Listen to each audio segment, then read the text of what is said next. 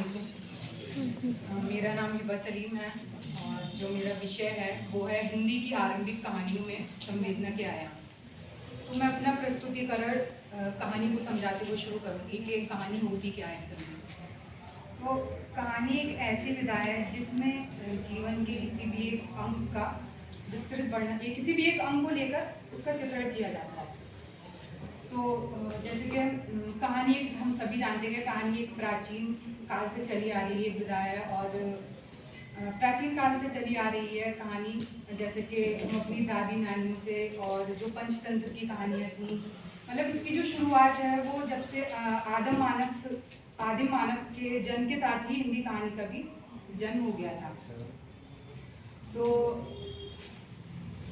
लेकिन जो आधुनिक युग की कहानी शब्द का जो प्रयोग है वो आधुनिक युग में हुआ। उससे पहले जो प्राचीन काल में इसका जो प्रयोग था वो कथा और आख्यान और बंगाल में गल्प नाम से इसका हम प्रयोग करते थे। लेकिन आधुनिक युग में एक नवीन दृष्टि के साथ एक नवीन विषय को लेकर जो है कहानी लिखना आरंभ हुई आधुनिक युग में। तो हिंदी की जो आरंभिक कहानियाँ हैं वो है रानी केतकी की कहानी, इंशाअल्लाह खां की, और राजा भोज का सपना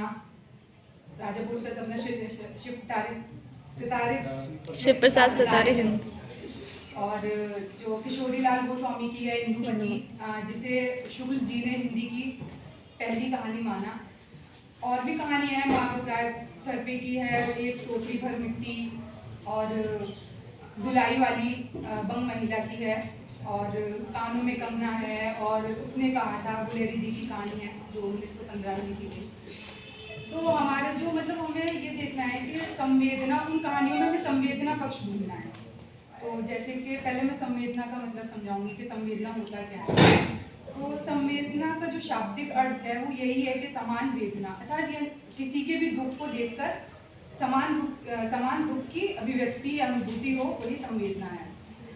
जैसे संवेदना एक ऐसी अनुभूति है जो परायों के दर्द को अपना बना देती है और पीड़ा दूसरे को होती है, लेकिन प्राण जो है वो अपने छटपटाते हैं। तो शुक्ल जी ने भी इसको परिभाषित किया है।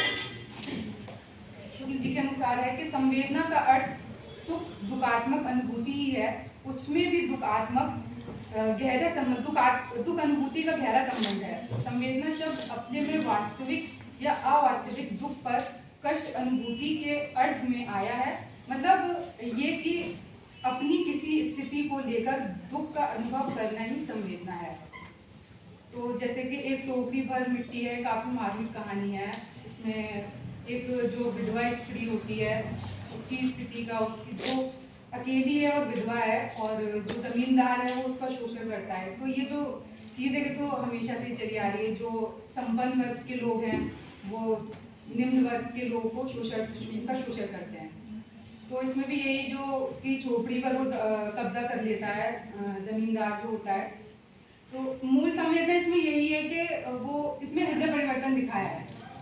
जो रचनाकार हैं उन्होंने इसमें हृदय परिवर्तन दिखाया है उसके कथन के माध्यम से। जो बूढ़ी विधवा होती है उसके कथन के माध्यम से जमींदार का जो है वो हृदय परिवर्तन होता है। वो ये कथन कहती है कि महाराज नाराज ना हो, आपसे एक टोकरी भर मिट्टी नहीं उठाई जाती, और इस झोपड़ी में तो हजारों टोकरियां मिट्टी पड़ी हैं, उसका भार आप जन्म भर क्यों कर उठा सकेंगे, आप ही इस बात पर विचार कीजिए।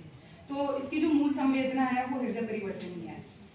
और अब एक और कहानी उसने कहा था, ये भी काफ़ी मार्मिक कहानी है। और इसमें ये होता है कि इसकी जो मूल संवेदना है वो यही है कि